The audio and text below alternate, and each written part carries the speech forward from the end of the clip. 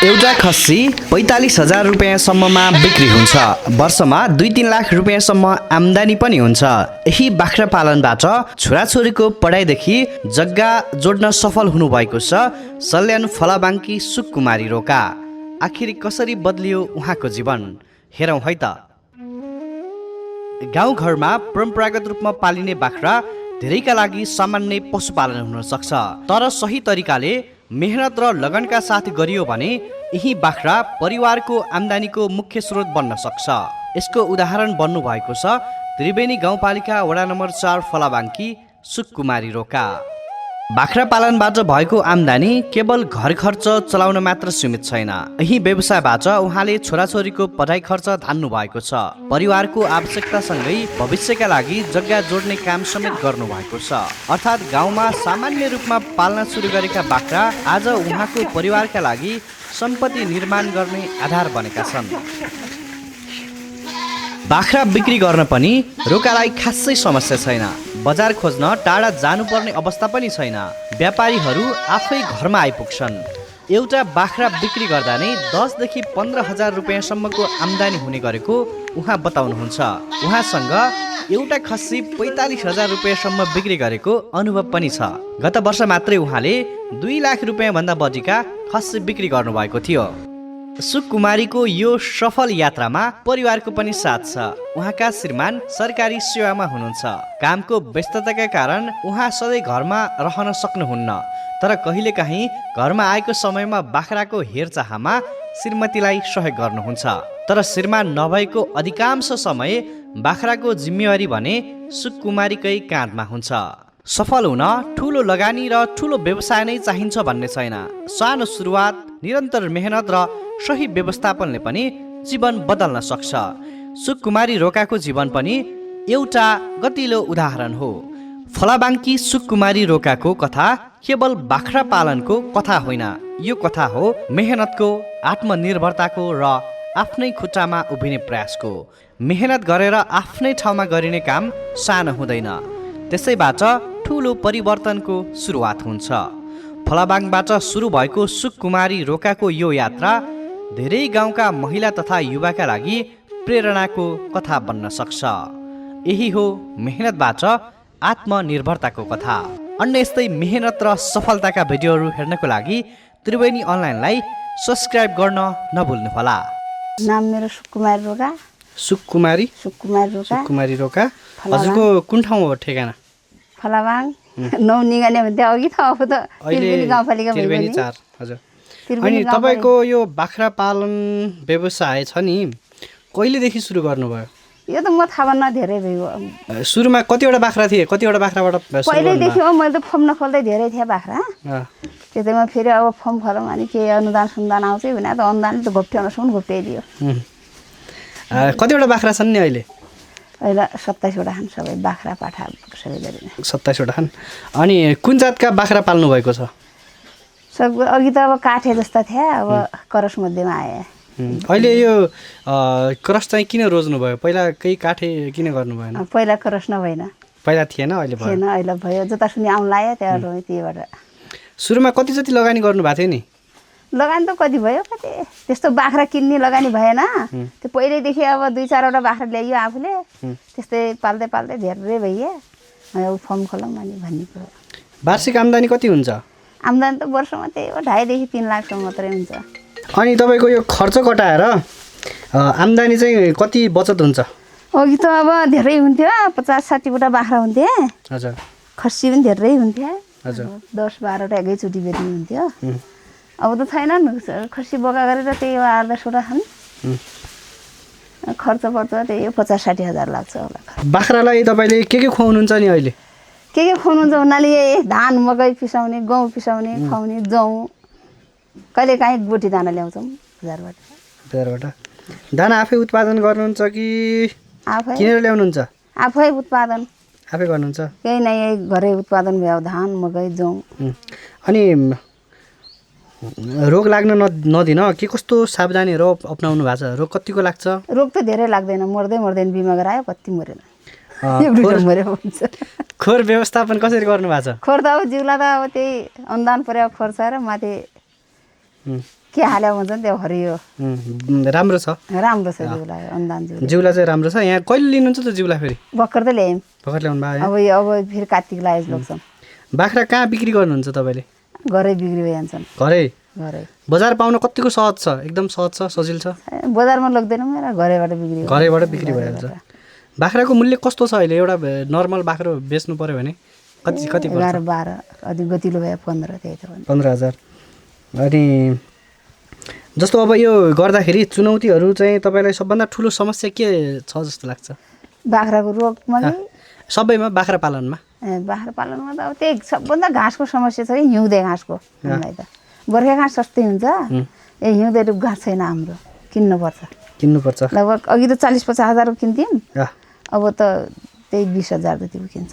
वर्षमा किन्नुपर्छ बाख्रा नपाल्दा कस्तो थियो बाख्रा पालिसकेपछि त्यही हो आफूलाई चर्दा फिर्ता आउँछ बाख्रा अलिअलि पालेपछि आफ्नो व्यवसाय गरेपछि आफूलाई राम्रो हुँदो रहेछ त्यही हो एक दिनको जस्तो एक दिनमा बिहान उठेदेखि साँझसम्म के काम गर्नुहुन्छ यही बाख्रालाई घाँस काट्ने खुवाउने आफूले पकाउने खाने त्यही गर्दा गर्दै साँझ एकदम 8 बजी 9 बजी हाल्छ सबैभन्दा महँगो बाख्रा तपाईँले थाहा पाएको सबभन्दा महँगो भने कति रुपियाँमा बेच्नु भएको त्यस्तो छैन मैले त त्यो बेच्ने महँगो बाख्रा छैन मसित पनि पहिला अहिले बेच्नु भयो होला त अहिलेसम्म क्या अहिलेसम्म त अब त्यस्तै हो कतिमा बेच्नु भयो होला त्यही हो एउटा बाख्रो 10, 11, 15 देखि त्यही त हो नि त्योभन्दा मुस्त गयो बोका खसी बोका त जान्छ लगभग खसी त 40-45 हजारसम्मका बेचेँ 20 देखि 45 हजार एउटालाई तपाईँले याद गरेसम्म पालन गरे त धेरै भइगयो भन्नुभयो बिक्री चाहिँ कति जतिवटा बाख्रा बेच्नु भयो होला अहिलेसम्म यसो अनुमान गर्नु त कति बिक्री भयो कति अनुमान छैन अब बुढो भइयो सम्झिने पोहोर साल कतिको बेच्नु भयो कति लाखको 55 हजारको बाख्रा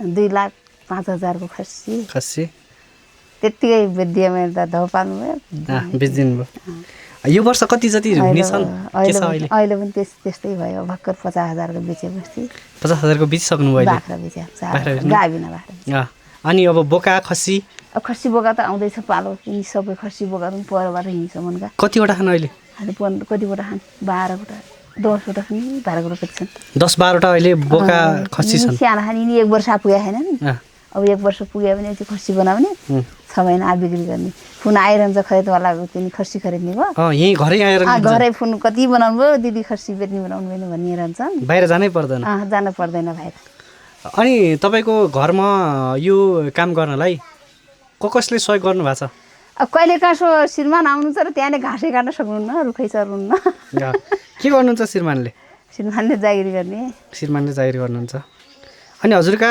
छोराछोरीहरूलाई के गराउनु भएको छ एउटै छोरी त्यही युके गई त्यही थाहा छ भाइले एउटी छोरी पहिलो गएपछि त्यो सिमको जागिरी गर्छ त्यही पालिकाबाट स्वास्थ्य चौकीमा बाबुले उतै पढाउने गर्छ अहिले 72 क्लियर भइन्छ क्या मङ्सिरमा त्यही हो छोराहरूलाई छोरीहरूलाई पढाउनका लागि तपाईँको यो जुन बाख्रा पालनको आम्दानी छ नि यसले पनि केही सहयोग गरे हो सानो बेला त गरियो र यही बाख्राले त गर्यो त छोराछोरी पढाउने बाख्रै बेचेर पढाइयो बोर्डिङमा पढाइयो धेरै अनि अब अलिकति ठुलो क्लासमा गएपछि अलिकति बडा जागिरीबाट आएर त्यहीबाट भयो नत्र त बाख्रैले हो 10सम्म त बाख्रैले पढायो मेरो छोराछोरीले कतिको सन्तुष्टि हुनुहुन्छ बाख्रा पालन गरेर सन्तुष्टमा मेरो के छ र पढाउने लेखाउने गराएनन् बाबाआमाले जागिरी खान पाइएन अब यही बाख्रा पाल्ने तरिबरी छैन पछि मै थुप्री पर्ने मर्ने राम्रो छ त कति धेरै पाल्नु भएको छ वर्षमा 2-4 लाख बेचिहाल्नुहुन्छ जिउला यस्तै स्याउला हाल्ने हामी त हिउँ त बराल्छौँ अहिले बर्खा लागेको त राम्रो स्याउला हाल्ने मोल भइजान्छ मकै फल्या नि त त्यस्तै बाख्रामा मोल धेरै लाग्ने रहेछ मल पनि बिक्री गर्नुहुन्छ बिक्री गर्छौँ घरै जिउलाई खेत धेरै रहेछ हुन्छ 25-26 मुरी गहुँ हुन्छ 60-70 मुरी धान हुन्छ त्यही खान्छ त्यसको लागि मल पनि भयो अनि फेरि त्यत्रो धान त खाइसकिँदैन त्यही धान फेरि खुवाउनुहुन्छ यिनीहरूलाई दाना फिसाउने खुवाउने काँचै खुवाउने खाएको खाइ राम्रो छ ल हुन्छ हस् ल समय दिनुभयो धेरै खुसी लाग्यो धन्यवाद त्यही अनाजले आम्दानी अनाज बेचिन कति हुन्छ र 20-25 मुठ धान बेचे पैसा कति हुन्छ र 20-25 मुठ धान खुवाउने भनेपछि त बाख्रा लगभग पालिन्छन् 30-35 वटा बाख्रा पालिन्छन् हेर्नु त्यतिकै गहुँ भयो त्यतिकै मकै भयो अनि दलायो खुवायो बाख्रा भन्दा त्यसो भएपछि धानबाट नि धेरै राम्रो मकै पनि त हुँदो त धेरै मकै पनि हुन्छ अलिअलि त्यस्तो बाजेको मात्रै छ मकै बारी हजुर सम्पत्ति क्या थप्या छैन आफू चाहिँ जिउलाभरि बाजा म धेरै हुन्न धान हामीले किन यो बाख्रा पालनबाट अरू जस्तो छोराछोरी पढाउनु भयो हो त्यो बाहेक अरू केही गर्नुभयो जग्गा सग्गा लिने घरसर बनाउने जग्गा सग्गा पनि लियो खेत लग्यो कहाँ लिनुभयो ती तलै